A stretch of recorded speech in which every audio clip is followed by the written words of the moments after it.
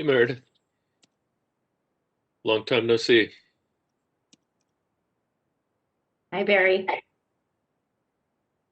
Your mic sounds great. How did the cleanup go?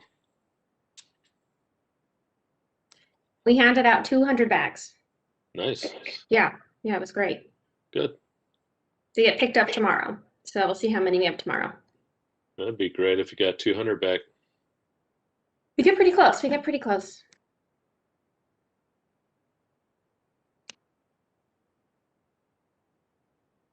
Hey, Barry. Hi, Lori. How are you? Good. How's the county? I never know how to answer that question. Does that mean I need to call you later? Yeah, Gotcha. the county's the county. Yeah, I hear ya.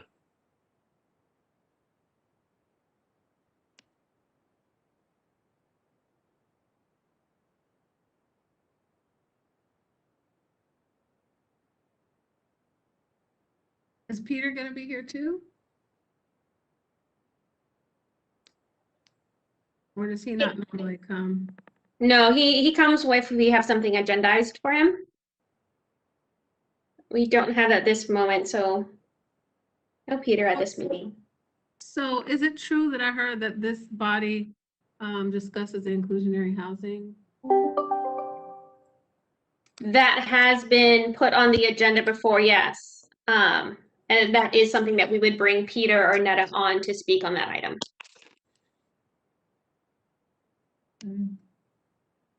Where do we leave off on that?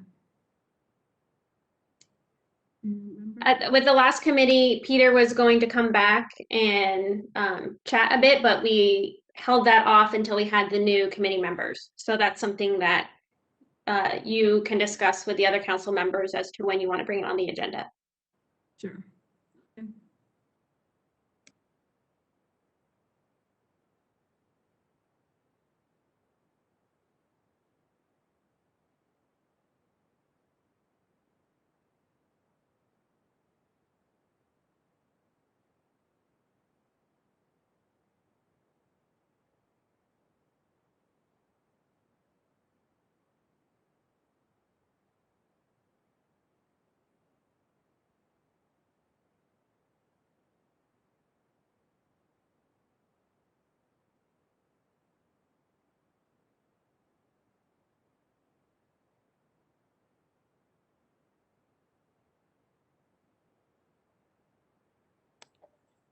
I just heard from Councilmember Mike Johnson that he's having issues with the password, so he'll be on shortly.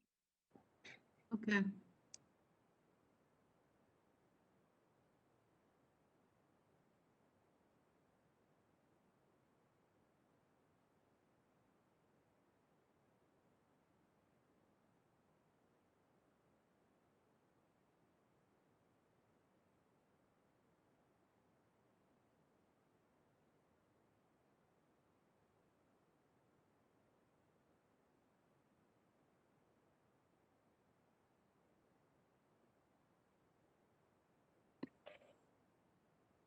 Hey, Chris, how's it going?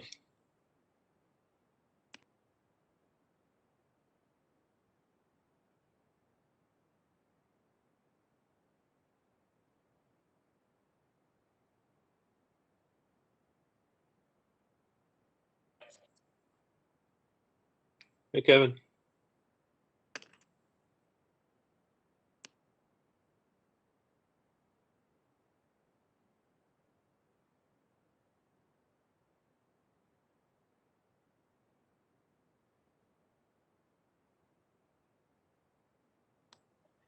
Chris said that he's on, but he has no audio. I got audio now. Can you hear me? We gotcha. Beautiful.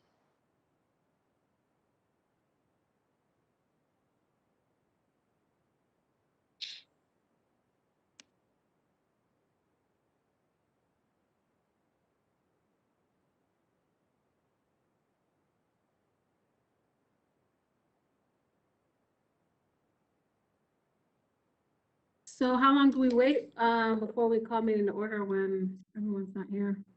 Because I know we have a meeting right after this one.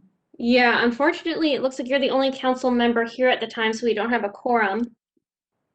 Okay.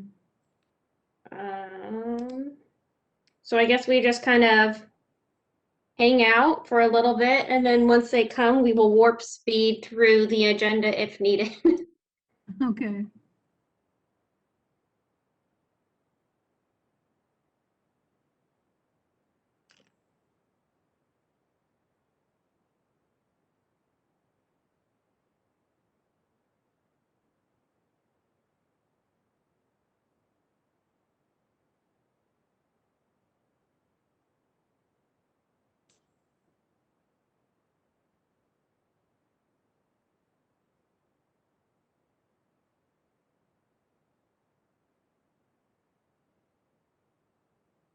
That's why I always call in first on the phone, a lot of the meetings, because I know I might not be able to get through.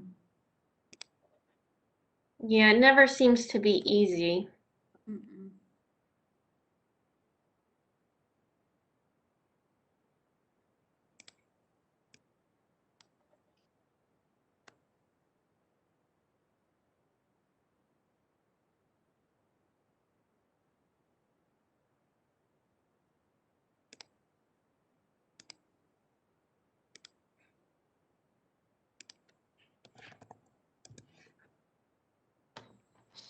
Okay, am I in?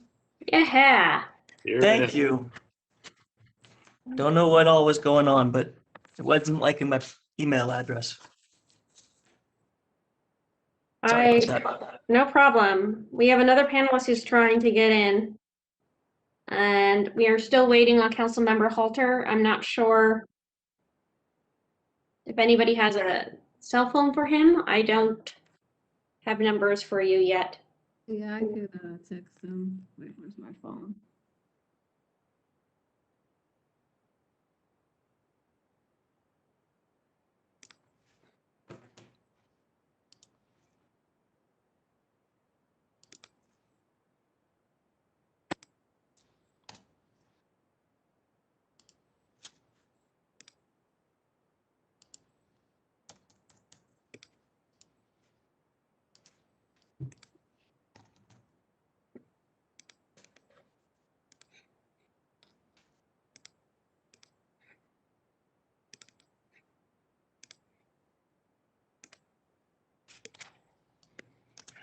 Hello, everybody.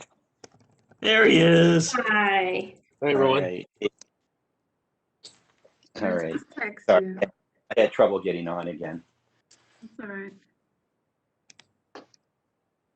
I have to use my phone. The computers don't seem to let me in. All right, well, let's get started. We seem to have everyone here, so I'm going to go through a roll call. We have Councilmember Lori Brown, Here? Councilmember Doug Halter, Here. and Councilmember Mike Johnson. Here. Wonderful. So next on the agenda, I'm going through the agenda since we don't have a chair at the moment, but once that role is filled, then will pass the duties on. We have prior meeting minute approval on here. This is something that historically hasn't happened with this committee, but I am bringing back. So at this time, we do not have minutes, but we will at the next meeting. I just wanted to put it on there so we have it for future. Moving down to public communication. I received no emails or public communication. Tracy? There are no public speakers. All right, moving right along. So our first item on the agenda is to select a chair and the vice chair of the Safe and Clean Affordable Housing and Homelessness Subcommittee.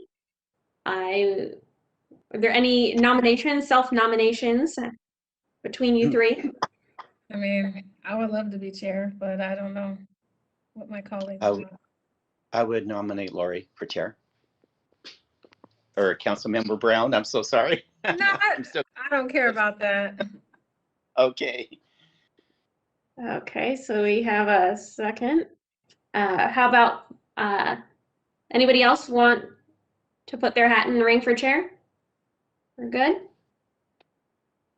Great. How about vice chair? I would nominate Mike. Mr. Councilmember Johnson. Johnson. Do we have a second? I second.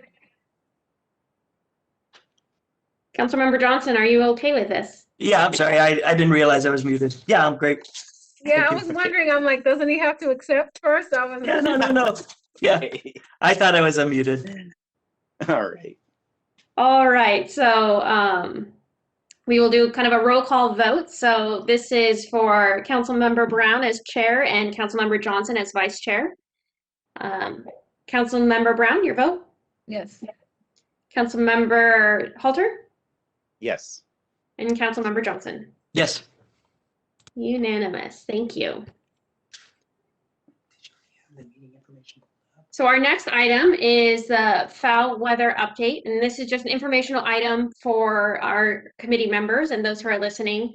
So our winter weather response plan, this is when we activate shelters through motel rooms in our city for individuals who are 65 and older and or with chronic health conditions. We get 20 rooms, and then if those qualifications don't fill up those rooms, we then open it to other people who are waiting. These are on evenings when it is projected to be under 40 degrees, or if there is rain projected over an inch.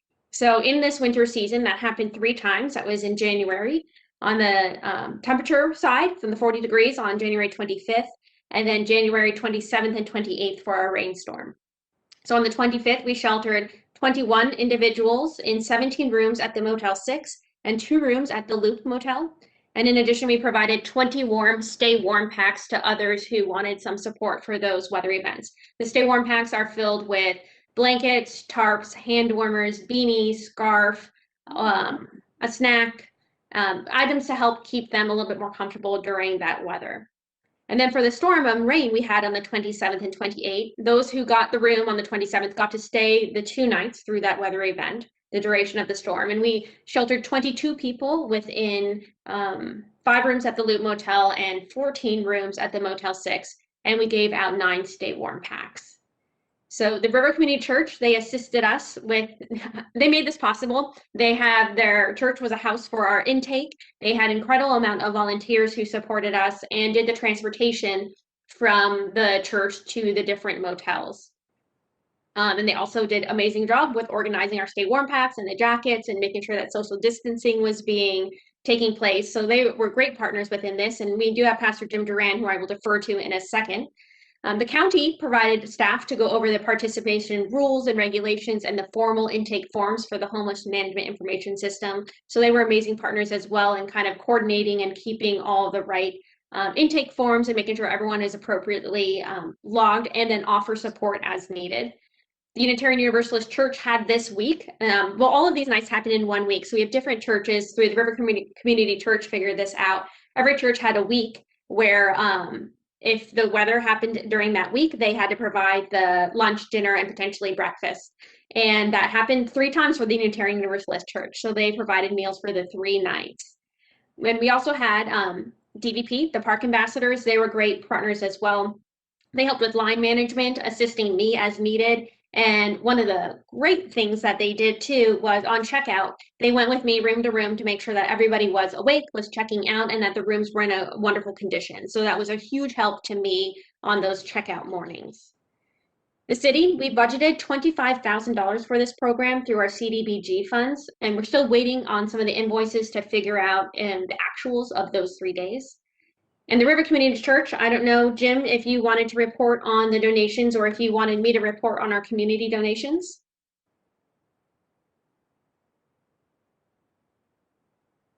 I can't hear you. Oh, I'm sorry. Please feel free. You have the report, right? Yeah. Yeah. Go So ahead.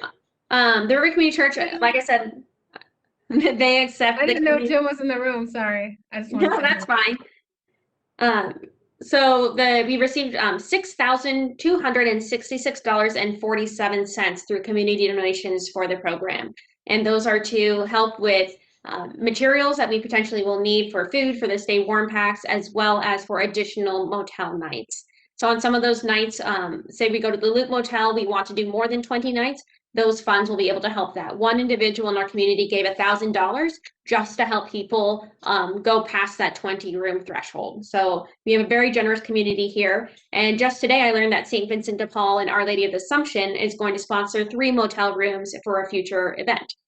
Now, that said, there doesn't seem to be any triggers for the shelter in the near future. I keep an eye on the 10-day forecast every day, refresh it to see if we potentially need to activate the shelter, and I haven't seen any need for that. Pastor Jim Duran, do you have anything that you would like to add? I just think that everything went really, really well, and we are so prepared for the rest of the season if we were to get foul weather again. But excited for next year because I think we're ready to go. Pastor Duran, excuse me, just wanted to thank you again. Your church always comes forward, comes through for this program, and greatly appreciate you and all your parishioners. So thank you very much. Thanks, Barry. Thank you for the opportunity. Okay. Are there any other questions about the foul weather before we move on? I have one question. Sure. When you talk about cold, do you guys do it the same for when it gets extremely hot? That is something we can discuss. Traditionally, historically, we haven't done it when it gets very hot, but that is something that if you felt the need, you could absolutely, as a committee, recommend that we change the threshold and add hot nights to that as well. So Meredith, if I may, Sure. I just wanted to let you know that last year when we ended up having really high heat in Ventura, the river actually opened up as a cooling center. And so we were available. We have air conditioning in this building, and we were able to do that. So, if something were to happen and all of a sudden we had hot weather, rest assured we'll open up. We'd love to partner with the city though, so the word could get out, because we could only do so much on Facebook or whatever else. But anyway, just want to let you know what we are available for that as well. Great. That's it. Thank you. Councilmember Johnson? I just want to thank everybody. It's great that we found a solution for my colleagues that this was kind of a new way of doing it. It seems like every year for the last 5 or 6 years when we come up against how we're going to deal with the foul weather shelter, there's always been confusion and changes and a bit of scrambling. And I don't know if we'll be able to continue with this in the future, but it's one of those things that unfortunately we really almost dropped the ball just because we were so focused on getting the arch open. And so last year we didn't have much. And so I'm glad that we got through this winter, and I'm glad that we didn't have a lot of foul weather. I mean, some rain would be nice for our aquifers, but I'm glad we didn't have a really bad winter. Thank you. Councilmember Johnson, do you know that we see you twice? I'm seeing double. Oh, okay, there it went away. Okay.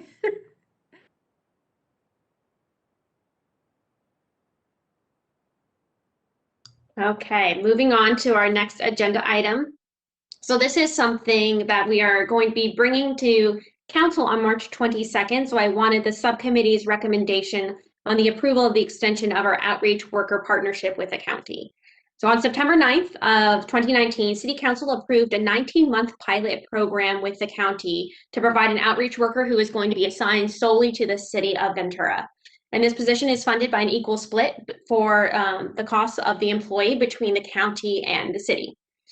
This program has really proven to be successful and an asset to our goal of responding to homeless individuals and concerns. So the outreach worker, she responds to me if I get calls from citizens or staff. If they're concerned about an individual or have questions about something, I can call her and she'll respond.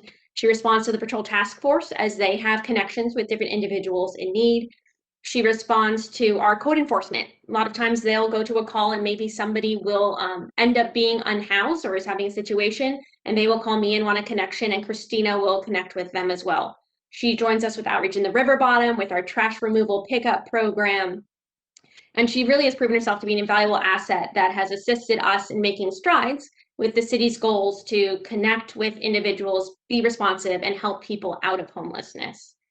We have Chris Russell here. He's a program manager of the Homeless Services Program at the county, and he oversees Christina. And he is also here to share the county's perspective on the success of the program.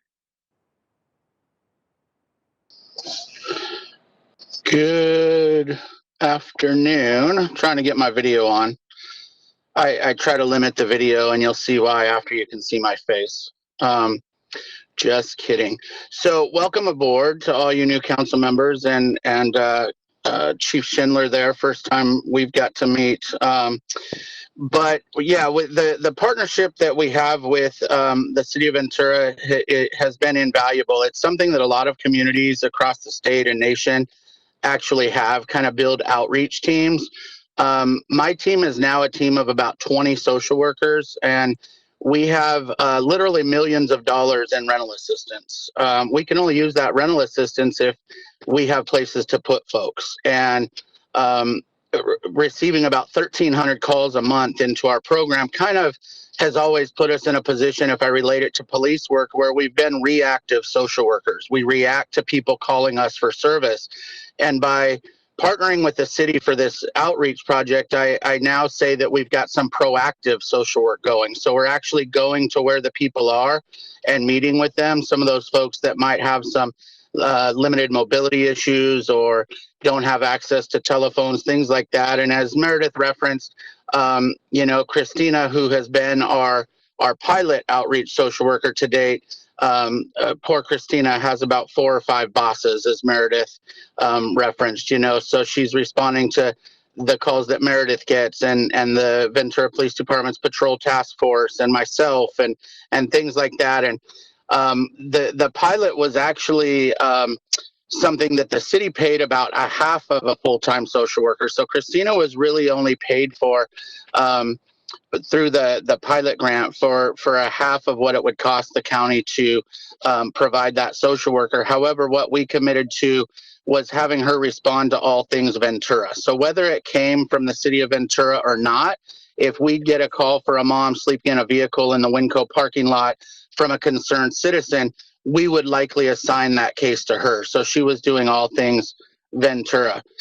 You may or may not know that just recently Meredith had applied for a grant through the state of California, which has now allowed us to get another full-time outreach social worker. So the city of Ventura, if it's approved at next week's board meeting, we'll have 1.5 full-time equivalent social workers to do proactive outreach in the city of Ventura. We've always had a really good relationship with the patrol task force and the police department.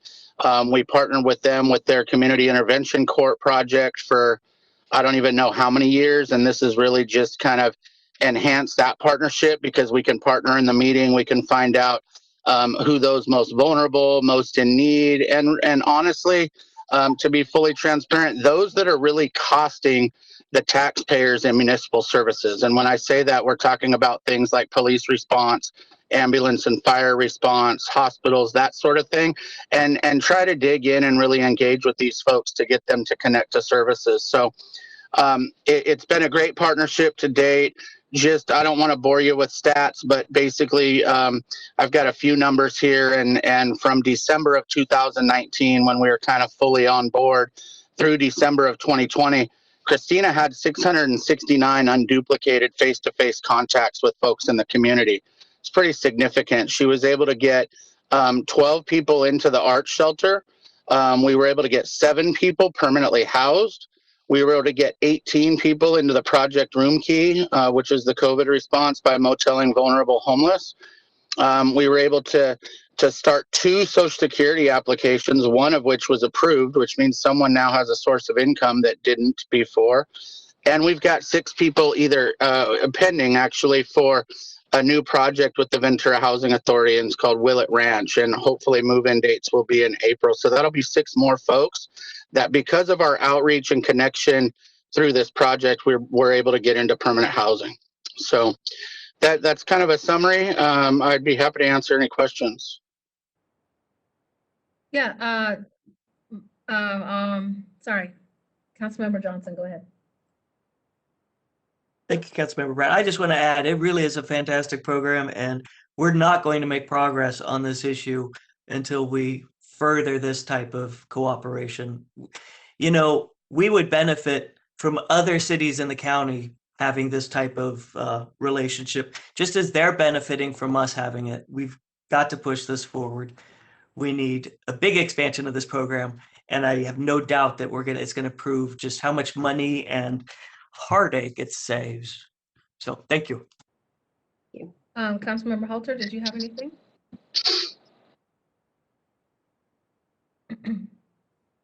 Sorry, still working on my technology. I think it's been, you guys are doing an excellent job, and I love seeing all the support that we're all putting all of our efforts together to make these things happen. So just keep up the good work. Thank you. And Chris, I'm sorry, your last name, I don't see it anymore. I don't mean to be disrespectful. I just want to know, can you tell me exactly what organization you're associated with? I missed that part. So I'm with the County of Ventura.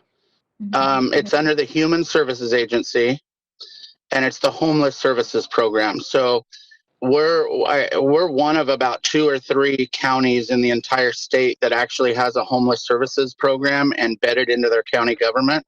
So I always like to say this, I might date myself, but I was the first one and only full-time social worker with homeless services in 1997, and I now have a team of 21. So A, it shows you the issue isn't going away. B, it shows you the significance of the issue, and that local leaders and state leaders basically have put it at the forefront, because we do have to address the issue, and we've got to get creative in how we do that. Sure. So I just wanted to say thank you personally, because I went out with Officer Henderson a couple weeks back, and I was with her for 3 or 4 hours for a ride along, and I witnessed 3 calls that each of them were mental health related. And when we first started the call, it was first at the station, and there were 2 parents pleading for help with their adult son who I guess wasn't taking his medication or something. And 2 social workers from the county actually came to assist the officers with this young man, and they were able to successfully get him to agree as an adult to go to the hospital, because I understand the process is they have to be screened first at the hospital, and then he allowed himself to be admitted. But without their ability to de-escalate him, he was about to bolt. And so I was very happy to be able to see firsthand.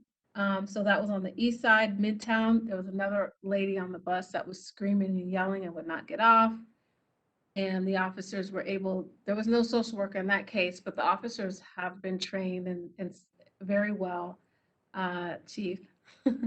And they were able to de-escalate her and get her at least off the bus so that the bus can continue its service. And then we were downtown at the pizza shop, and there was another woman who just thought she had been attacked somewhere before by a person that drove a white van, and at the pizza shop there was a white van, and so she wanted to stab the tires of the truck, and the guy was like totally afraid of the lady.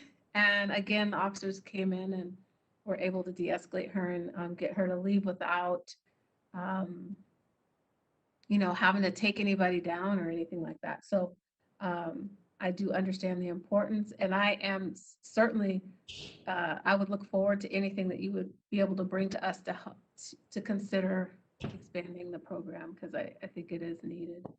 And the partnership with the county is perfect. It's what we need. Thank you. Takes a village, as they say. Yes. And I Thank wish I you. remembered the name of the 2 ladies so I could tell you how wonderful they were that came, but I don't remember. Awesome. All right. Do we have any other questions about the outreach worker partnership? Lori, would you like to call the vote for this, or do you want me to do it?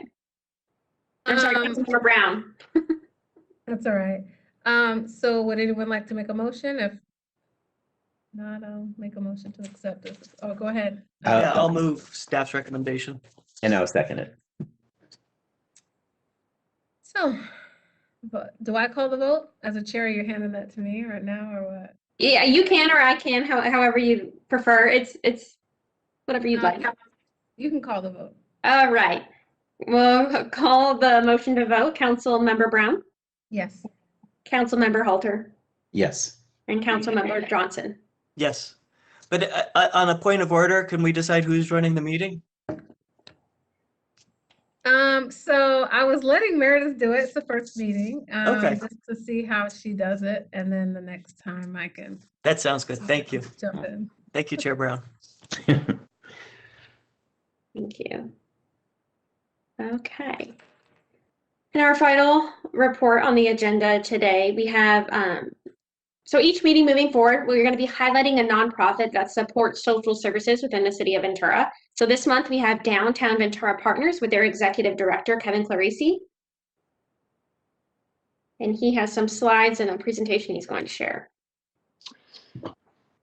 Yeah, we're gonna see if we can make this work really quick. Can you guys hear me? Yes. Okay, great. We're gonna see if we can get the slides on. If not, I will just talk you through it, but pictures always help. Let's see. Trying to see if I can share here. Kevin, I did make you a presenter. I saw that. Thank you, Tracy. Although the button for share is not live, so maybe I'm not going to be in luck. But well, we will just carry on. Can I share mine, Tracy? I'll go ahead and make you the presenter. Thanks, Meredith.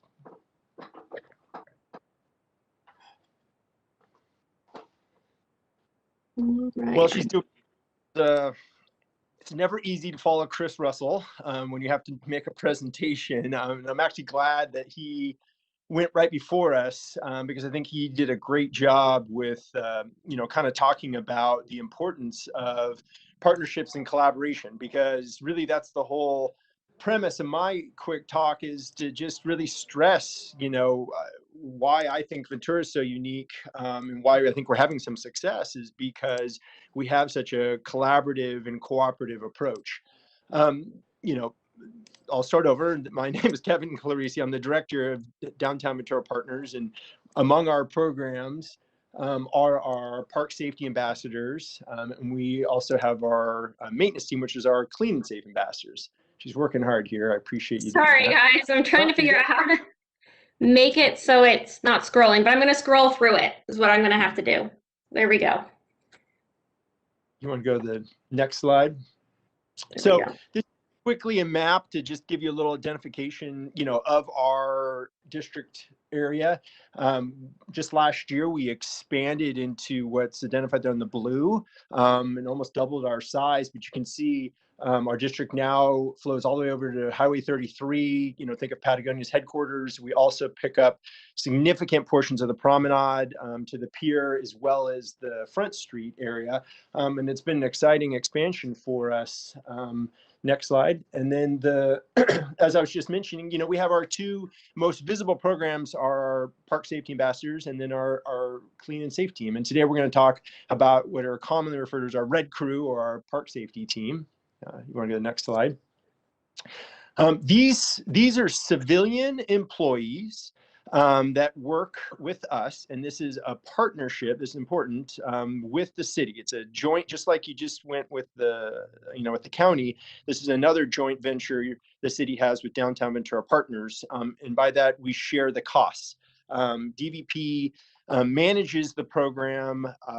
And the city pays for the labor, if you will. But I think it's structured really well where the contract is not a set amount. It's more a set amount based on the hours of service provided. So we don't just get a lump sum every month. We actually provide all the services and then we bill the city for the actual hours worked, which I think is just fair for both sides, and you're getting what you pay for it. And hopefully we feel you're getting a large return on your investment.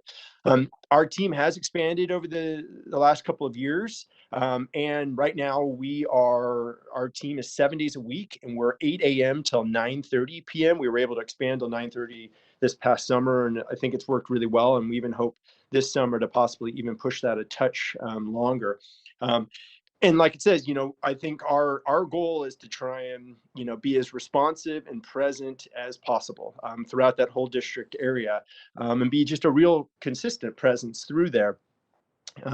Our team, they are eyes and ears, as in we don't have any authority in the sense we work closely with the police department for any issues that we have to call them on, but we really work hard to try and make a lot of touches with individuals that we interface with, and make people feel welcome and safe.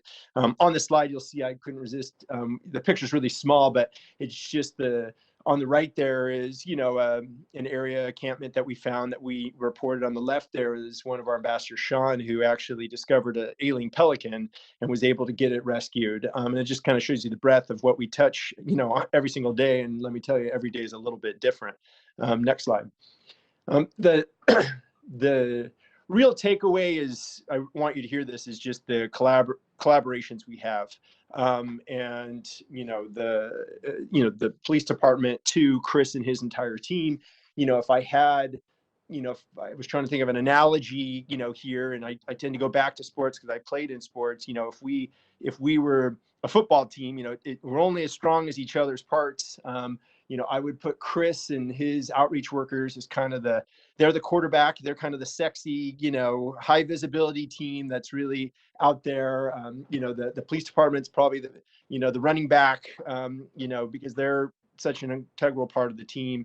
And then the service agencies like your Turning Point Foundations, your Salvation Armies, your Project Understandings, or, the wide receivers. And I think of our team as kind of the down linemen. We're in the trenches. We're out there every single day. We're trying to do what we can to, be as helpful as possible, and then coordinate with all these different entities to bring about as much success as we can. Next slide. The last couple of years, we've really have tried to do more and evolve to do more with outreach. And COVID has been unique in that, in some agencies, COVID has actually restricted some of their employees' ability to do outreach. They're required to work from home, and to imagine trying to do, connect with individuals on the street while working from home would be very difficult. So we've really tried to kind of fill that gap in there, where since we're out there, we were deemed, essential services from the beginning. We never actually stopped, and I think that's been really important. But our approach is really to develop relationships, develop that trust with the individuals that we interface with, and then really try and facilitate them into the different programs that Chris touched on and Meredith touched on throughout, the county and beyond, and really try and be a force for follow through, because you have to be persistent and patient. Next slide. I think we've got maybe one more. And then I just wanted to finish with, again, a unique program we came up with, which is called our Family Reconnection Program. Chris touched on this a little bit earlier. One of the biggest challenges with Ventura, and this is no surprise to anyone here, is just our cost of living. And, finding appropriate housing, affordable housing, is very difficult. And it's a very small and finite and precious resource. And so through our outreach, we interface with a lot of individuals that end up on our streets for whatever reason, and frankly don't want to be in Ventura or Ventura County anymore. They don't have a support network here, and they ask for our help to try and get back to that support network. And so we developed our reconnection program, and we've done 237 to date, which is pretty extraordinary. We weren't sure how far and wide it would grow when we started. And it's just been a nice component of the program that's funded through Downtown Ventura Partners, and we do some fundraising for that as well. So with that, that's just kind of a good overview of what we do every day. And I'm greatly appreciative for our relationship with Meredith and her team and the Safe and Teen Clean, and of course with our relationship with the police department, the county, and all the agencies. I know there's a lot of partners on this call, and they all deserve a ton of credit. So happy to take questions.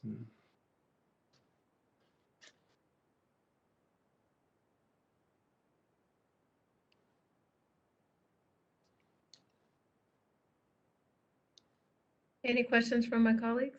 Sorry, I was on mute. Councilmember Brown, I have a question, if you don't mind.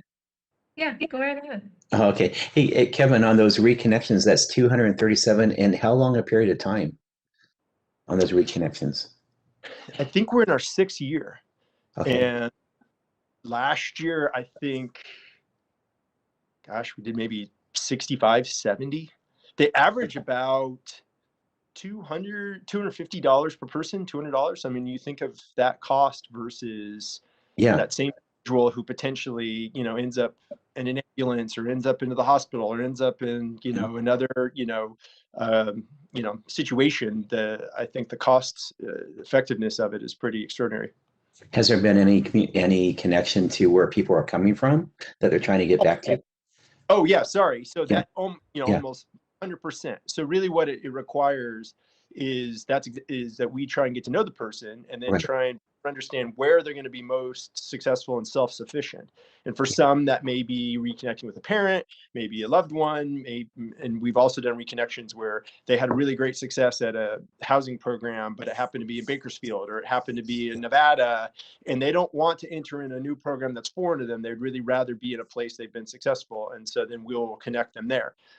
We always we speak with someone who's going to receive each individual. We're very sensitive about that we're not busing people out of town per se. This is really, it's voluntary by the individual. And we always make sure we have someone who's going to be on the other end to make sure they're, that's going to be there to help them be successful. Great program, Kevin. Thanks for doing this. Yeah. Councilmember Johnson? Thank you, Madam Chair. Just a clarification, Mr. Cleason, but first, thank you for being here. Thank you for everything you're doing. Extend my thanks to DVP. And thank you to Chief Schindler and his predecessor, Chief Corney, for being so supportive and so collaborative with this approach. But just a quick question. You mentioned the ambassadors. Are they employees or are they contractors? Well, they're contractors for you, meaning that you contract with DVP for this service, but then they're employees under our umbrella. Oh, okay. Yeah, that makes sense. Great. Thank you. So we can move on. I don't Great. have any questions. One thing I did want to say about our partnership with Downtown Ventura. So we do something called Community Intervention Court, and this is every other week where the police department, all of our social service partners get together and we talk about our most chronic individuals and those who we could potentially help if they are willing. And time again, if say someone is looking for a certain client and says, oh, well, I need to meet Joe, Kevin will always say, well, the ambassador saw him at Mission Park this morning, or just give us a call and we can connect you with where that person is almost to the minute. So that is a really great resource that we have through the ambassadors, that they can help any of our behavioral health individuals, any of our social workers, case managers. If they need to find someone, chances are they just call DVP and they're going to be able to connect with that individual. And a lot of times, sometimes a person gets a new client and they don't know what that person looks like. And that's another time that the DVP has been able to step up, because they're able to show pictures and kind of give a history of who they've interacted with and how they've interacted with that person. And it really helps with the case management. So thank you, Kevin. Thank you for Downtown Ventura Partners.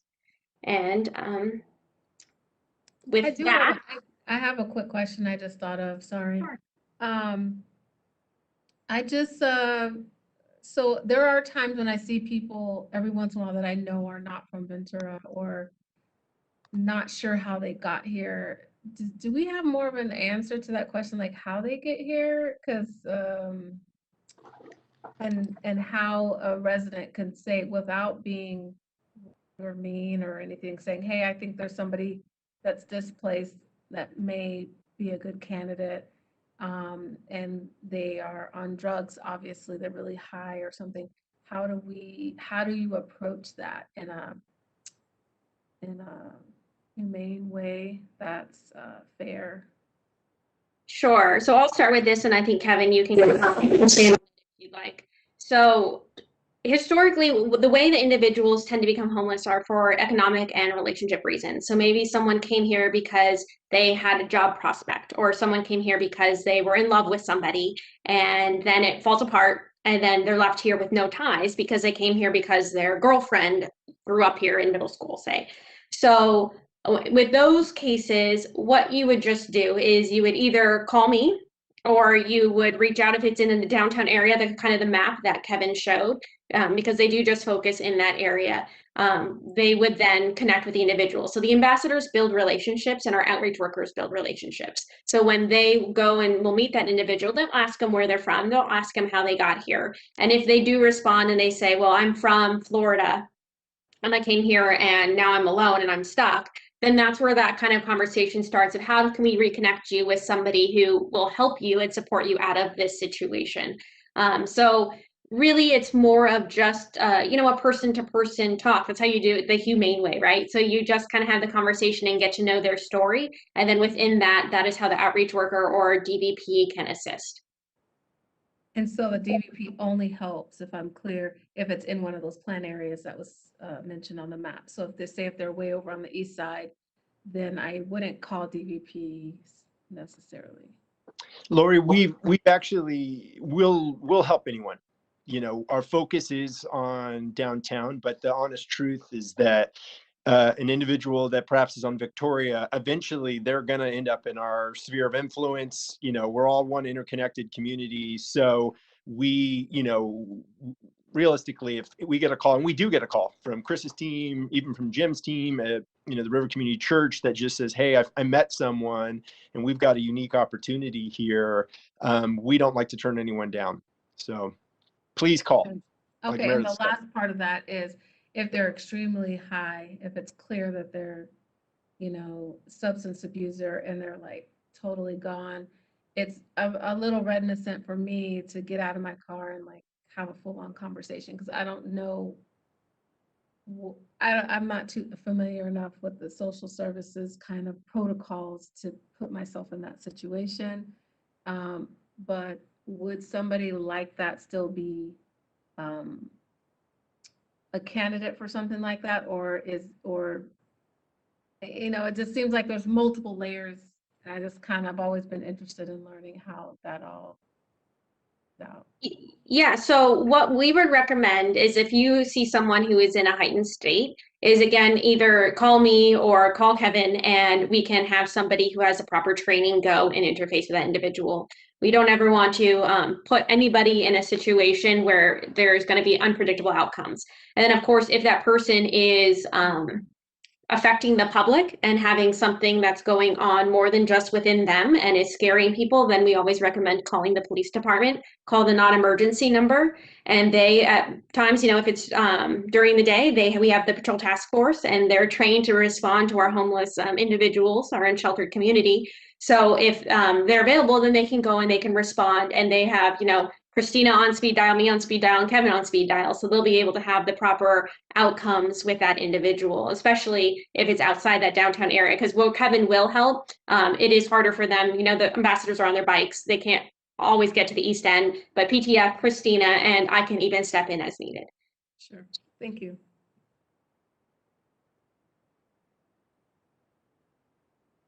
So I guess the next item. All right. Well, the next item is just our Safe and Clean Affordable Housing Committee and staff communications. So at this time, this is where we can bring up any other items that you would like to discuss if you have questions about, if there's something that potentially you want on the agenda. Well, I know what I mentioned earlier to you, but I'll let my colleagues at Walter or Johnson, if you have something that you'd like to see. Councilmember Johnson? If I may, thank you. First, quickly, I would hope that all my colleagues send, I did this, I sent all my contact information to the city council and the executive team with all my preferences for how to be contacted.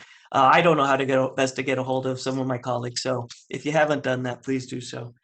But I'd like to suggest, I'd like to put this in the minds of my colleagues. I really don't like the name of this committee. I don't like the safe and clean part of it. And in fact, when I first started attending these meetings, it was the subcommittee on homelessness. That was probably like 2015, 2016. And then it became homelessness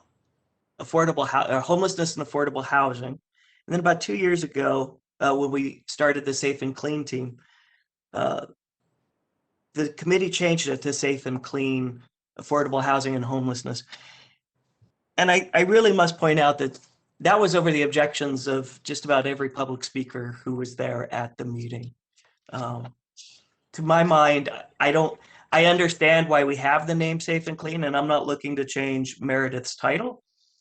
But when we started the Safe and Clean, it was as much about, picking up mattresses on the side of the road as anything. And I don't like the implication that we have calling this the Safe and Clean Affordable Housing and Homelessness Subcommittee. So I'm just putting this in bug in your ear. It's not really time to be discussing it, but when we next meet, I would like to have that on the agenda for an actual discussion.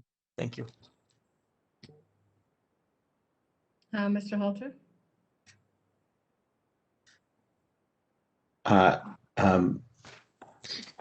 I actually, I wanted to just make a comment first, and that's having living in the downtown Midtown area with the pandemic.